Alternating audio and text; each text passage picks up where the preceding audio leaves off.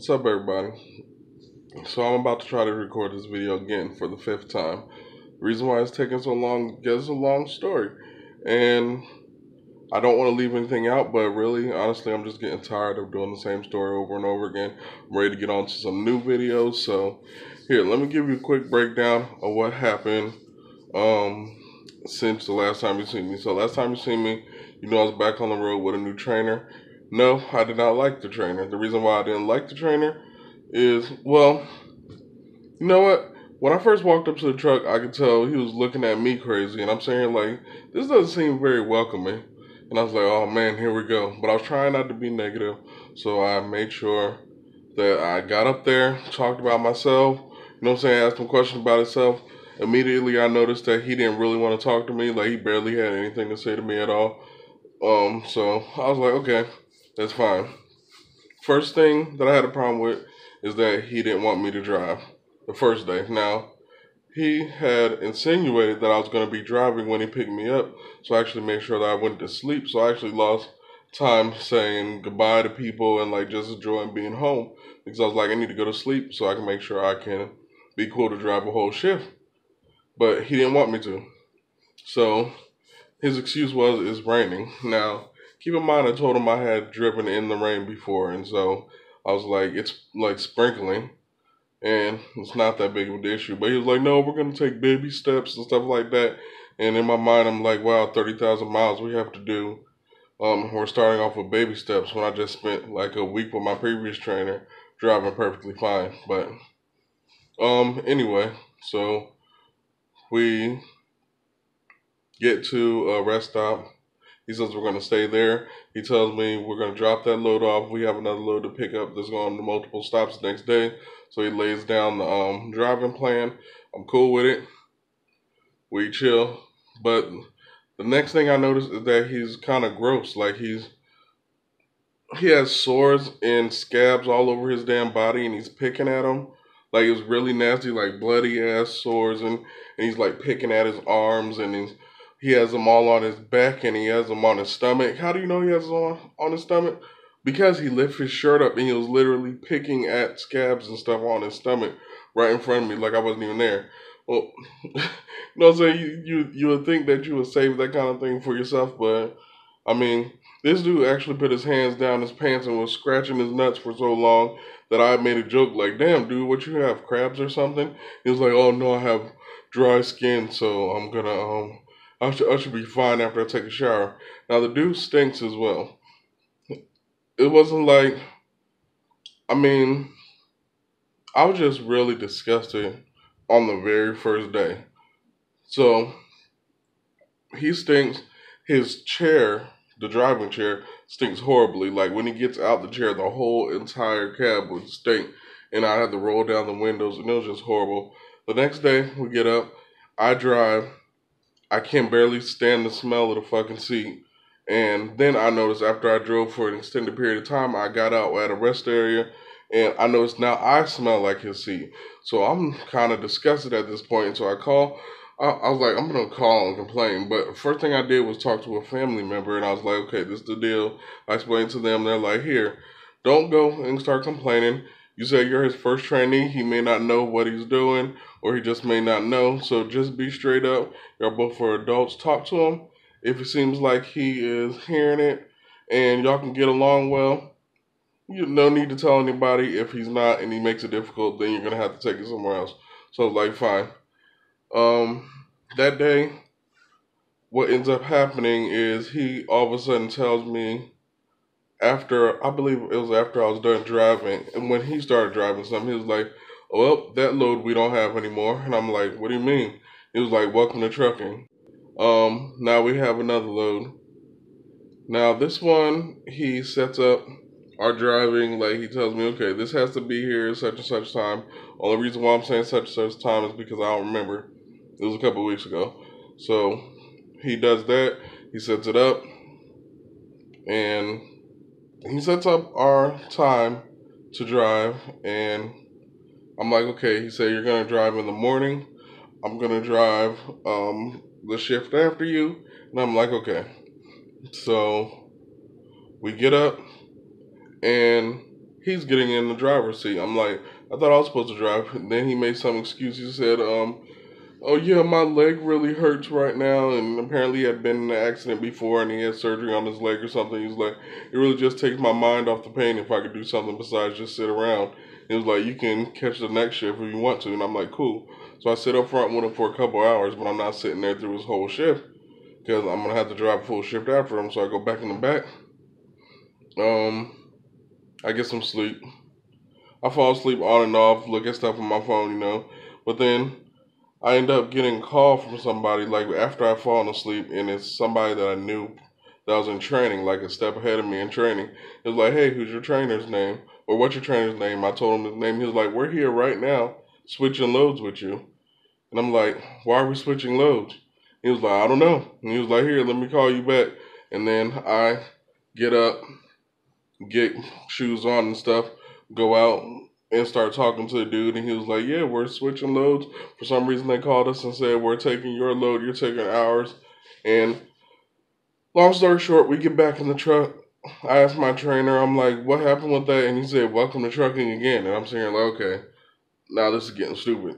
Because I was excited about going to Florida, because I don't know if you remember, I made a video about us going to Florida. But I was excited about it, so I'm kind of annoyed now, and he does the welcome to trucking thing again. And so I sit around, we're riding, and I'm like, okay, I got to figure out why this load got switched, because it's weird, because not only did I just get another call from the guy who switched with us, they also text me like, hey, did you find anything out yet? And I was like, no. So I asked my trainer again. It takes me pretty much hours to be able to get this little bit of information.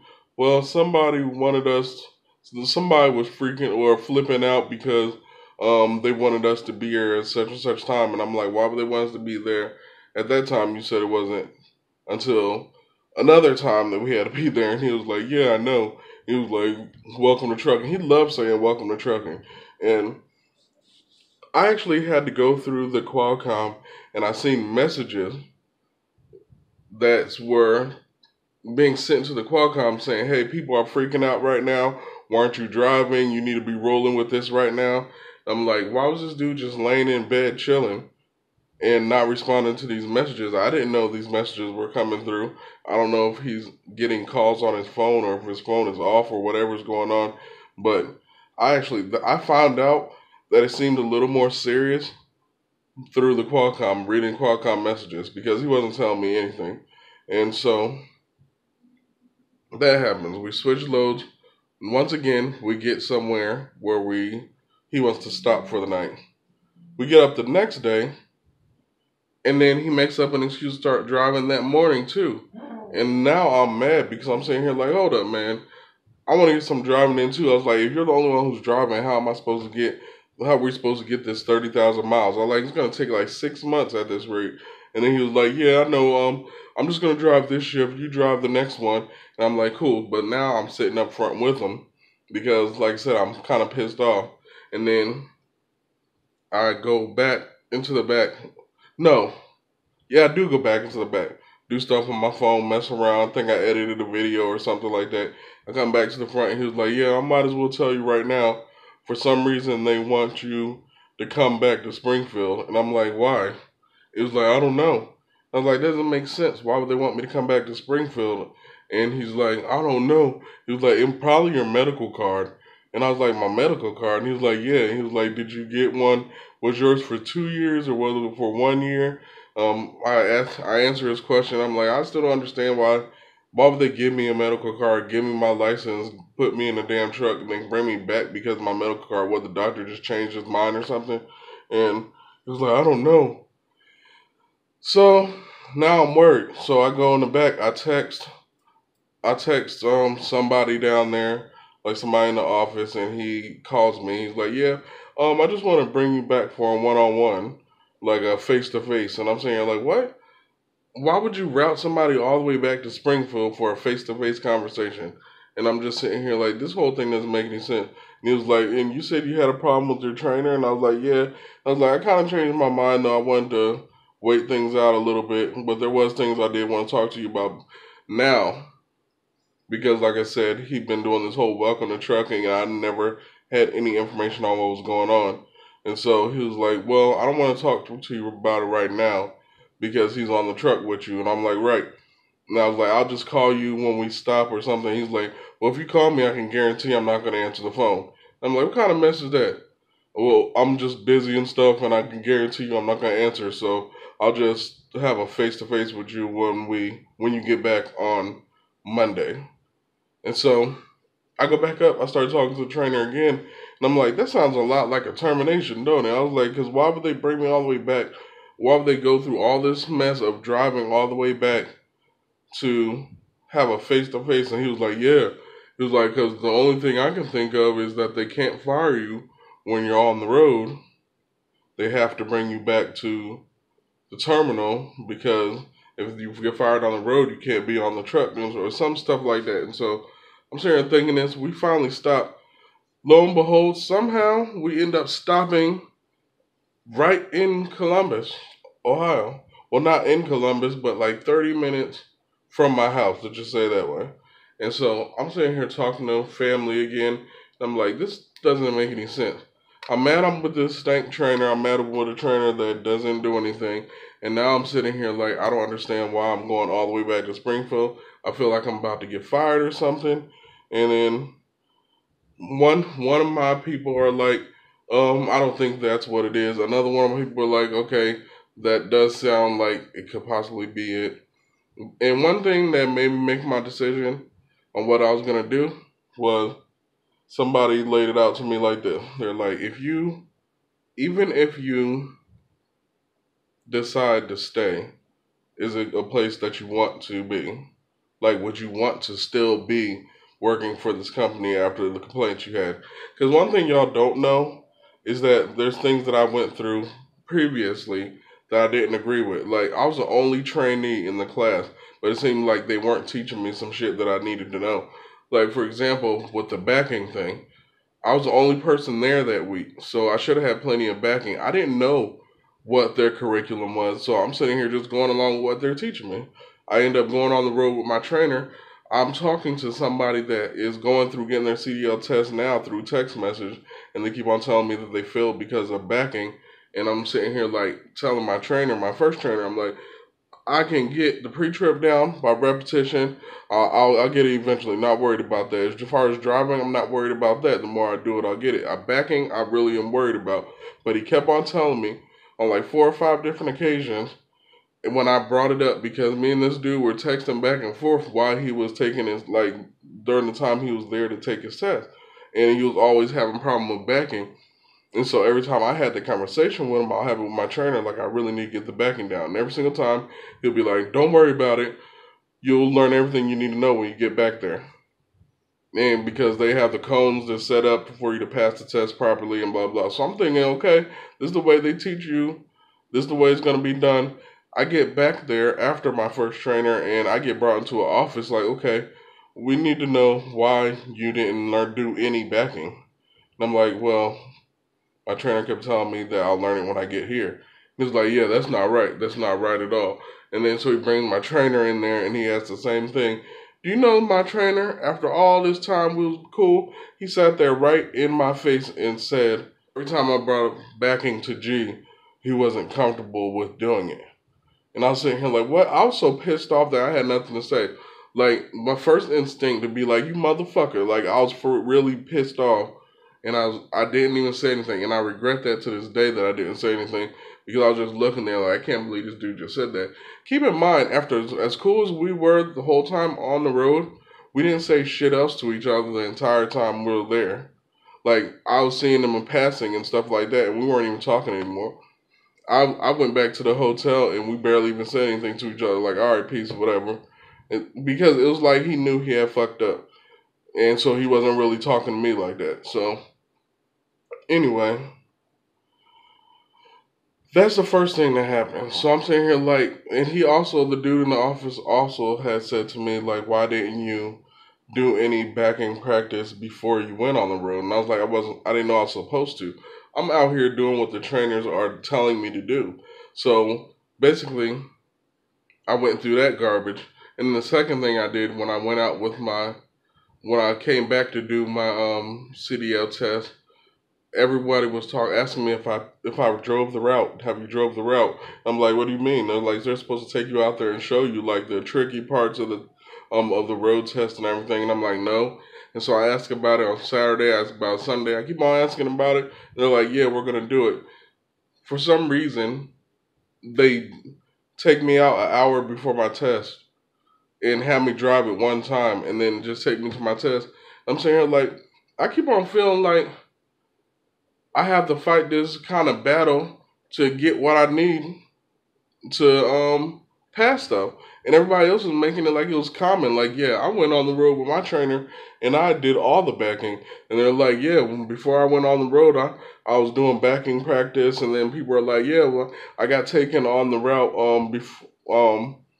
that you take during the test a few different times, like 3 or 4 times. And I'm sitting here like, then why the hell am I feeling like they're just forgetting to do stuff with me?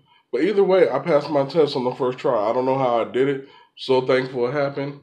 But with this stuff going on, I was basically like, when she asked me that, like, is even if you do go back there and you don't get fired, is this a place you want to be after all of that?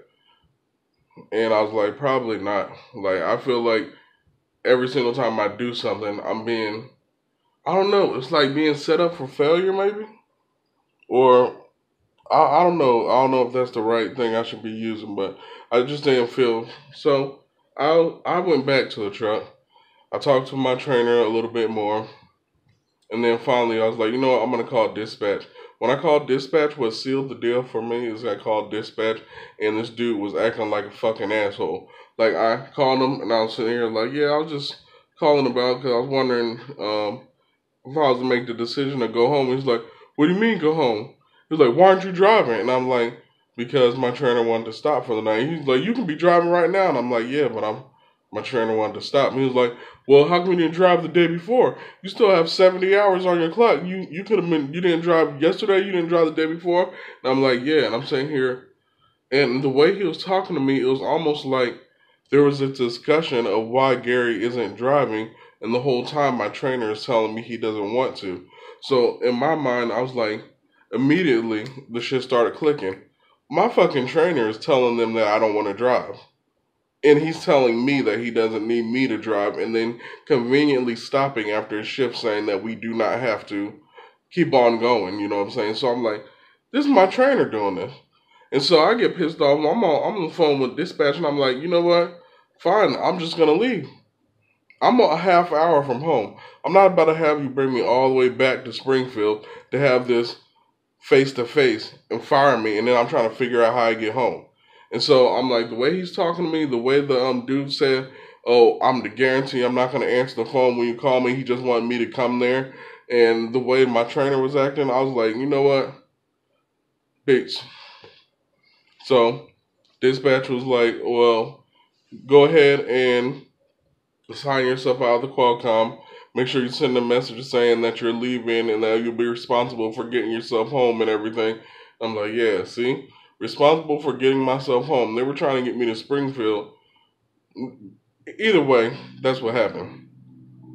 And so I decided to leave. But when I was packing up my stuff, my trainer decided to sign me out of the Qualcomm. Like, he did it himself. Stuff like that. And I seen this, like, stupid ass grin on his face like he had accomplished what he wanted. I don't know what this dude's issue was, but that's just the way it ended. And I'm happy with everything. I'm fine with it. So, like I said, I wouldn't want to be there anyway, even after it, because I didn't like the way people were acting anymore. And I just felt like it was shitty after a little while. Like, it got shitty real quick. Really quick. And I know a lot of it has to do with me not saying something initially. Like, if I would have said something ahead of time, it could have got worse a lot faster. So I might have been sitting there just bullshitting myself into thinking that it was going to be cool, but it wasn't. So I decided I was going to dip out, which I'm cool with because everything happens for a reason. When I got back, I found out a lot of other stuff happening when I got back into town. So I mean, my mom always told me everything happens for a reason, you know? And I know she didn't make that term or make that saying up. So it is what it is. And I'm glad I came back because I found out some things that are going on while I was gone. And had I stayed gone and stayed on the road, this could have been going on for months and months and months and months and months. And I would have never even known about it. Because obviously, people don't tell you when they're up to no good. And so I could have just been getting ground into the fucking ground the whole time and not even knowing it until one day everything was just like completely ruined. So everything happens for a reason. I'm happy with my decision. If somebody was to ask me would I recommend Wil Trans, I would have to say do your own research. I'm sure you're gonna find a video on here saying that each place is great and each place is horrible. My experience started off positive, turned out negative. Your experience may start off negative, go positive, be positive from the beginning to the end, maybe negative from the beginning to the end. You really just got to do your own research, make your own decisions. I am happy I'm gone from there, honestly. Like, because it just turned bad, like, all within maybe a few days to the point where I was like, no, I got into this damn industry to get away from this kind of drama. So I'm not about to sit here and take it when I can just move on and do my own thing. Like, yeah, maybe there's some money here or there or whatever. I'll deal with what I have to deal with. So, but my time is worth more than money. Sanity is worth more than money. So I'll do what I had to do. And I'm also happy because now I get to do my own thing on my YouTube channel, which is positive. You notice how my videos were like getting further and further apart because I had less and less to say. I had a lot to say, but I didn't want to say it because I noticed there's so many people in the office at Wil Trans that are watching my video now, and I'm sitting here like, now I feel like I have to say certain things. Like I can't just be straight up and let you know how stuff is, and I'm glad. Like I'm glad I'm not even in that situation anymore. Hell, the Wil Trans channel even subscribed to me on here and really made me feel locked down. So, like I'm happy I get to do what I want on here again. I get to say what I want on here. I'm glad I was able to tell all you all the real of what's going down and feel much better. So I'm gonna start posting more, and that's for real. But I'm posting what I want from now on, and so I have a lot more to do. And hope y'all stick with me. I'm sorry it's not going to be about Wil Trans trucking anymore. Maybe some trucking. I actually have a real estate venture that I'm about to get into, and hopefully that comes through so you can rock with me on that. Got another video that's coming out shortly after this to let you know what happened after all of that stuff. Yeah, so just keep rolling with me, man. I appreciate everybody that subscribed. I appreciate everybody that watched before and is gonna watch it later. Um, Make sure you comment, like, subscribe, and that's it. If you have any questions, feel free to ask.